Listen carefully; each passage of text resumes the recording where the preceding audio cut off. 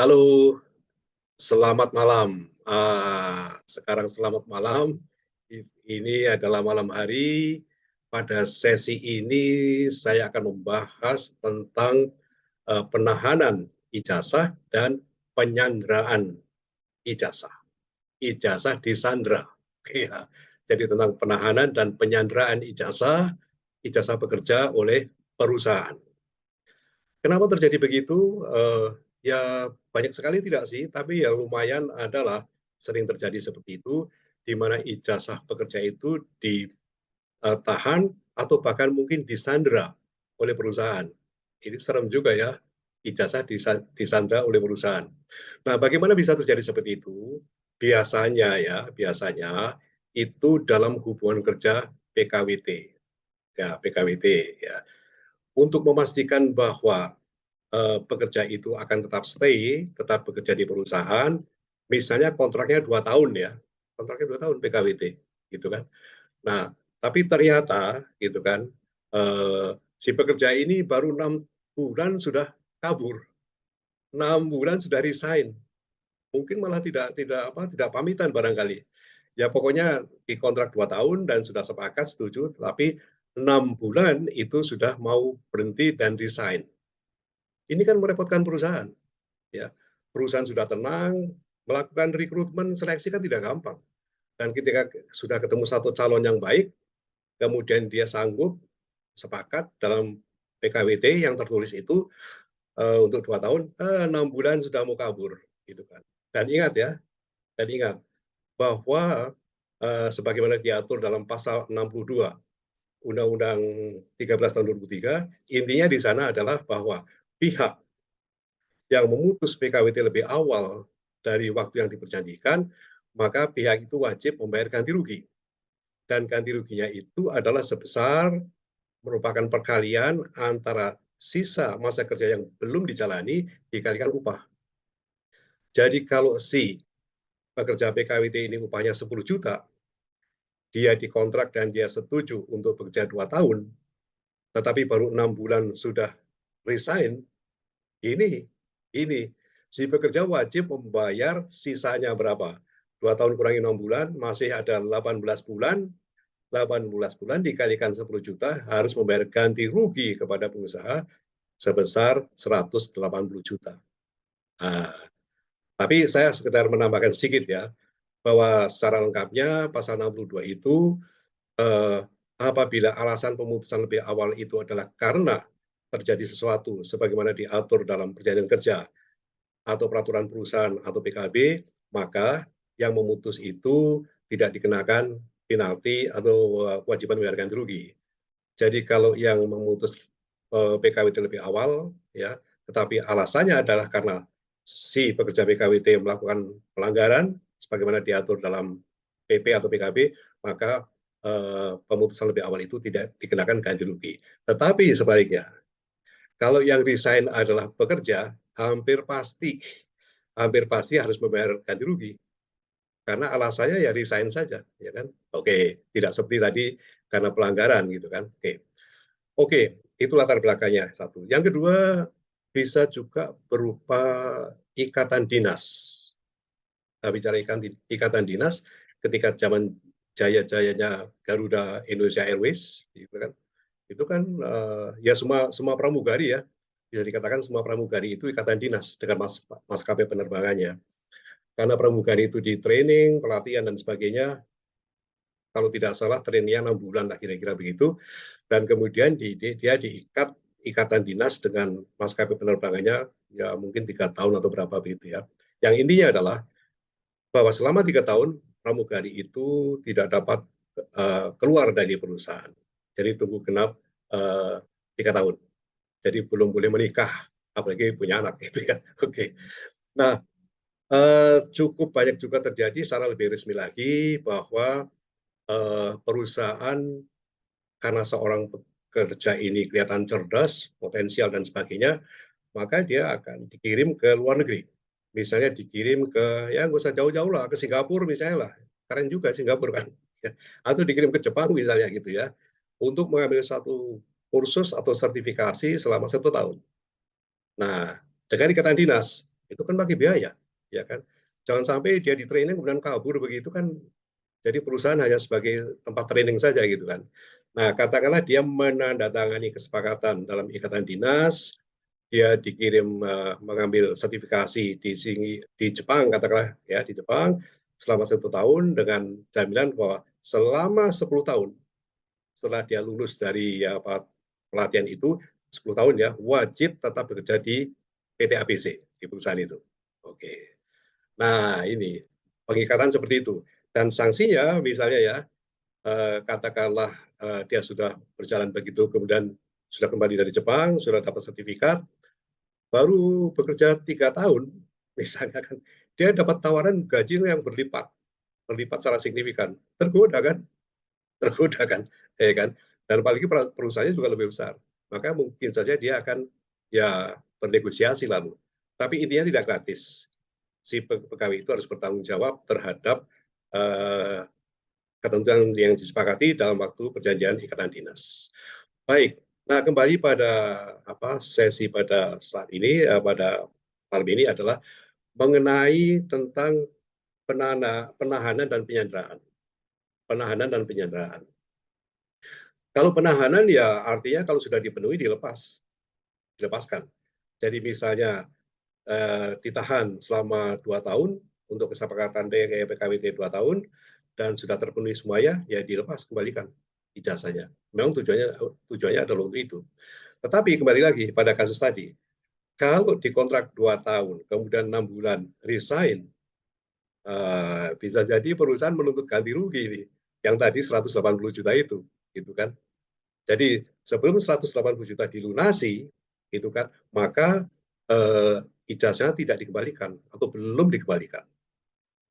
Bayangkan ya, sudah dapat seseorang yang terpilih ya calon terpilih bagus, di-hire untuk 2 tahun PKWT, 6 bulan berhenti kan perusahaan harus cari lagi dan tidak mudah.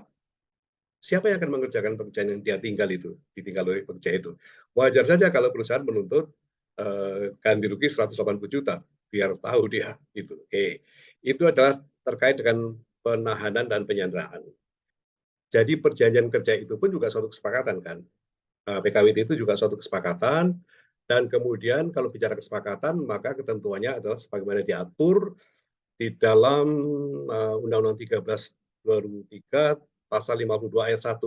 Yang intinya adalah perjanjian kerja itu sifatnya harus memenuhi unsur-unsur eh, sepakat para pihak, ya, para pihak sepakat, para pihak adalah pengusaha dan pekerja, kemudian juga cakap berbuat hukum, katakanlah begitu, kemudian ada pekerjaan yang diperjanjikan, dan pekerjaan itu adalah tidak bertentangan dengan kesusilaan dan tidak bertentangan dengan ketentuan umum atau hal-hal lain yang dilarang oleh peraturan perundang-undangan. Gitu. Ya, ketentuan ini pasal 52 ayat 1 ini sebetulnya mengutip pasal 1320 tentang syarat sahnya perikatan sebagaimana diatur di dalam KUH Perdata lanjut atau yungto pada pasal 1338 ayat 1 KUH Perdata juga. Yang intinya adalah pada pasal 1320 itu adalah sahnya suatu perjanjian itu adalah sama seperti tadi. Sepakat para pihak, cakap dalam arti kata umurnya terpenuhi, maaf ya, tidak idiot, artinya normal gitu ya, cakap berbuat hukum gitu kan. Dan yang ketiga ada hal tertentu yang diperjanjikan, dan yang ketiga adalah untuk suatu sebab yang halal. Halal itu artinya untuk hal yang tidak dilarang oleh undang-undang, juga tidak bertentangan dengan kesusilaan dan ketertiban umum. Sama, karena memang pasal 52 ayat 1 Undang-Undang Ketenagakerjaan memang mengambil prinsip pada pasal 1320 KUH Perdata. Ya, oke. Nah, baik kita lanjut. Kemudian tadi sudah dijelaskan bahwa yang dimaksud dengan pekerja yang resign tadi, ya, maka bisa terjadi suatu penahanan. Tapi penyanderaan, ya, kalau belum membayar, tapi itu sah-sah saja. Itu adalah sah-sah saja penyanderaan seperti itu, karena memang bisa dikatakan terjadi one prestasi ya kalau bicara tentang perjanjian. karena si pekerja itu tidak memenuhi prestasi, prestasi harus dilaksanakan, gitu kan, yaitu bekerja selama berapa 2 tahun. Dan dalam hal ini, gitu kan, apalagi kalau memang diperjanjikan, dinyatakan dalam perjanjian misalnya bahwa apabila terjadi misalnya pihak pekerja itu tidak memenuhi, maka harus memberikan ganti rugi, itu lebih kuat lagi. Tapi tanpa itu disebutkan pun, itu juga perusahaan berwenang untuk menyandra si pekerja kalau si pekerja belum juga membayar ganti rugi yang tadi disebut, yang dihitung dalam contoh tadi adalah 180 juta. Oke. Nah, kemudian sekarang yang terkait dengan ijazah. Ijazah yang terkait dengan ikatan dinas. Terkait dengan ikatan dinas ya. Ini juga jelas ya, cukup jelas ya, bahwa ya kenapa perusahaan itu mengirim seseorang ke luar negeri, pegawainya ke luar negeri atau pekerjaan ke luar negeri, mesti harus dengan ikatan dinas? Ya, apalagi kalau jumlahnya signifikan, biayanya ya, 1 tahun banyak loh di Jepang itu. Biaya hidup juga banyak, sudah mahal, kemudian biaya pelatihan juga tidak murah, apalagi kalau ilmunya adalah ilmu yang langka dan sebagainya. Tentu perusahaan ingin memastikan bahwa apa yang dia invest, apa yang dia belanjakan, itu mendapatkan satu hasil, yaitu si pekerja itu tetap bekerja 10 tahun. Misalnya apabila 10 tahun itu eh, apa, sebagai basis untuk menentukan ikatan dinas itu. Jadi perusahaan menghendaki si pekerja itu tinggal di perusahaan selama 10 tahun sebagai konsekuensi dari yang bersangkutan mendapatkan pendidikan di Jepang selama 1 tahun, sertifikasi itu. Oke, jadi kalau disimpulkan tadi adalah bahwa bisa terjadi penahanan, ya, dan itu sah-sah saja karena baik berdasarkan pada pasal 1320 Yungto pasal 1338 ayat 1 KUH Perdata maupun pasal 52 ayat 1 Undang-Undang 13 2003 itu sudah diatur secara jelas. Jadi dasar hukumnya mantap. Jadi tidak ada masalah ya, tidak ada masalah. Yang bermasalah adalah itu tadi, apabila ya, mungkin bisa terjadi ya, apabila perusahaan itu memaksa si pekerja PKWT itu untuk terus berlanjut diperpanjang, gitu kan. Padahal pekerjanya tidak mau, cukup setahun saja, tidak mau diperpanjang, setahun lagi juga nggak mau, dan kemudian ijazahnya tetap ditahan, ini namanya pemaksaan. Oke, pemaksaan, ya kan? Karena pekerjanya tidak bersedia untuk itu. Apalagi itu tidak diperjanjikan di dalam PKWT-nya, ya kan? Ini perusahaan nekat ini, ngawur. Dia menyukai si pekerja itu, tapi ketika si pekerja menawarkan sesuatu, upahnya berapa, mungkin hampir 2 kali lipat, si perusahaan tidak mau. Ini enak di dia, nggak enak di gua, kata si pekerja gitu kan. Nah, dalam hal ini adalah satu perbuatan yang melanggar hukum ya, satu perbuatan yang melanggar hukum dan bisa dipermasalahkan dari segi perdata maupun pidana. Kan ini memaksakan ya. Oke. Nah, dalam hal ini bisa juga dikenakan pasal 374 ya, pasal 374 KUHP, atau kemudian akan berujung pada gugatan di PHI perdata ya, gugatan pengadilan umum industrial termasuk persisian hak, karena ijazah itu adalah haknya pekerja dan pekerja sudah menunaikan tugasnya 1 tahun dengan lengkap sebagaimana yang diperjanjikan dalam PKWT itu.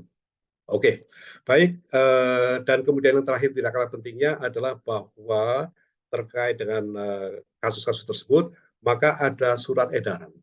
Surat edaran yang dikeluarkan oleh Dirjen Hubungan Industrial nomor 796 B796 PHIJSK garis miring 9 garis miring 2015 yang intinya adalah bahwa penahanan ijazah tidak ada masalah sepanjang seperti tadi saya sampaikan diperjanjikan dan semuanya dilaksanakan sebagaimana yang diatur di dalam perjanjian PKWT yang disepakati para pihak.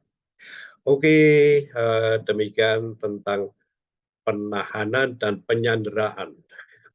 Jadi dimungkinkan adanya penyanderaan dengan contoh tadi. Artinya perusahaan memaksa untuk memperpanjang PKWT, pekerjanya tidak mau diperpanjang.